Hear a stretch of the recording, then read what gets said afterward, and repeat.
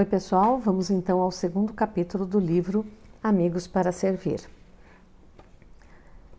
Segundo capítulo, cumprir preceitos ou ser autenticamente cristãos. É mais fácil usar uma linguagem edificante, cumprir alguns preceitos positivos e recusar certos prazeres do que estar profundamente repleto do espírito evangélico, conservá-lo no fundo da alma para enobrecê-la, purificá-la e melhorá-la, enfim, reproduzir este espírito evangélico em suas obras, deixando nelas a marca da doçura e da bondade. É possível balbuciar de cor muitas orações, sem, contudo, ter este impulso que eleva ao céu, nem esta piedade que leva a se abandonar à condução maternal da providência, sem reclamar do presente e sem se preocupar com o amanhã.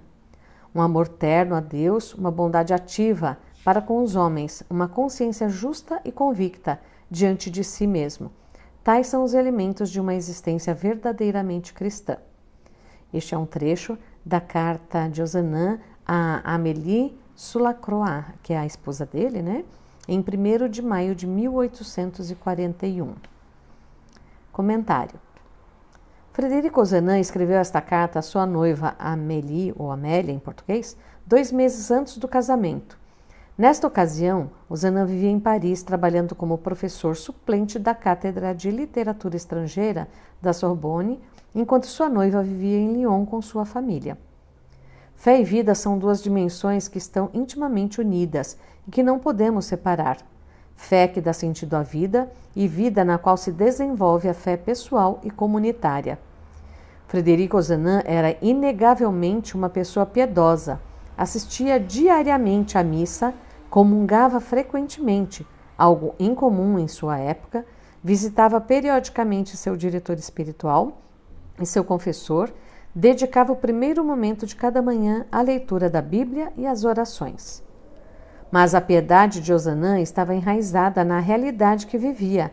Não era um alienado, uma pessoa dessas que facilmente identificamos, centrada em aspectos rituais que pouco têm a ver com a vida e que, aparentando uma vida espiritual elevada, poderiam até mesmo se afastar do segmento de Jesus Cristo, servidor e evangelizador dos pobres. Este parágrafo de Ozanam é denso e tem muitos aspectos que merecem ser comentados. Diz que é mais fácil usar uma linguagem edificante, cumprir preceitos e mortificar-se, que significa recusar certos prazeres, do que viver a vida imersa no autêntico espírito evangélico, manifestando-o em obras que tenham a marca da doçura e da bondade. É um salto qualitativo. Realizar certas práticas não nos faz cristãos melhores. É contundente o que nos diz Ozanam. É possível balbuciar de cor muitas orações, sem, contudo, ter este impulso que eleva ao céu, nem a autêntica piedade que leva a se abandonar à providência, que leva a se entregar à vontade de Deus com plena e total confiança, sem reclamar do presente nem se preocupar com o futuro, baseando-se no amor a Deus e ao próximo, nos quais se resumem todos os mandamentos e sem os quais nada do que fazemos tem sentido. Alguns fiéis consideram que professar a fé cristã equivale a cumprir uma série de preceitos. Ozanam diz que isso é realmente mais fácil, nem precisa pensar demais. O compromisso perde sua força e nossa consciência fica relaxada quando cumprimos certas obrigações que nos fazem apenas nominalmente cristãos. E assim não atingimos o essencial da fé cristã.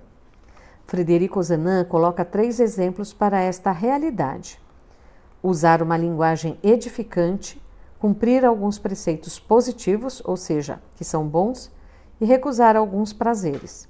De início, poderíamos dizer que não são coisas ruins, nem que se afastam de um sentimento religioso ligado ao segmento de Jesus Cristo. O problema não é esse. A questão é ficar aí e não dar um salto. Ozanam convida a ir ainda mais além. Primeiro, encher a nossa vida do espírito evangélico, conservando-o na alma. E segundo, reproduzir este espírito evangélico em suas obras, deixando nelas a marca da doçura e da bondade. O primeiro ponto recorda aquela passagem de São Paulo que nos convida a ser templos do Espírito Santo. O segundo, o texto de São Tiago que diz que a fé sem obras é morta. Frederico Ozanam destaca aspectos para uma existência verdadeiramente cristã. Um amor terno a Deus, um amor pleno, entregue e confiante no Pai misericordioso. Uma bondade ativa para com os homens. A fé sem obras, diz o apóstolo, é uma fé morta. A fé cristã não está centrada na salvação pessoal, isolada da realidade que nos rodeia. Ao contrário, está intimamente ligada ao amor ao próximo e ao serviço para que ele tenha uma vida digna. Há muitos textos na Bíblia que nos mostram isso. Recordemos a parábola do bom samaritano, o relato do juízo final e tantos outros. Uma consciência justa e convicta diante de si mesmo. Somos os primeiros que devemos modelar nossa existência segundo o Espírito Evangélico. Somos pessoalmente responsáveis em ser, em nosso cotidiano, melhores seguidores de Jesus Cristo. Aos vicentinos, Frederico Ozanam nos pede que sejamos cristãos autênticos e nos recomenda algumas atitudes para chegar a sê-lo. Primeiro, ter uma piedade que leva a se abandonar à condução divina. Segundo, não reclamar do presente. Quanto nos queixamos e criticamos o que se passa ao nosso redor, devemos reclamar menos e colocar mãos à obra. Terceiro, ter esperança no amanhã, porque Deus conduz o barco. Se estamos convencidos disso, não podemos ser pessoas sem esperança. Quarto, amar a Deus ternamente, com um amor afetivo e efetivo, como disse São Vicente de Paulo às filhas de caridade. Quinto, uma bondade ativa para com os homens. Este amor se manifesta para os vicentinos no serviço aos necessitados. Sexto, uma consciência justa e convicta diante de si mesmo. Eu sou o primeiro responsável pelos meus atos e pela direção que dou à minha vida. Não posso pedir aos demais o que não exijo de mim mesmo. Uau! Sugestões para reflexão pessoal e partilha em grupo. Primeiro, que reflexão eu faço a partir das palavras de Frederico Ozanam? Como elas iluminam minha vida? Segundo, das 6 atitudes que Ozanam indica aqui em cima, no final do texto, em quais eu preciso melhorar?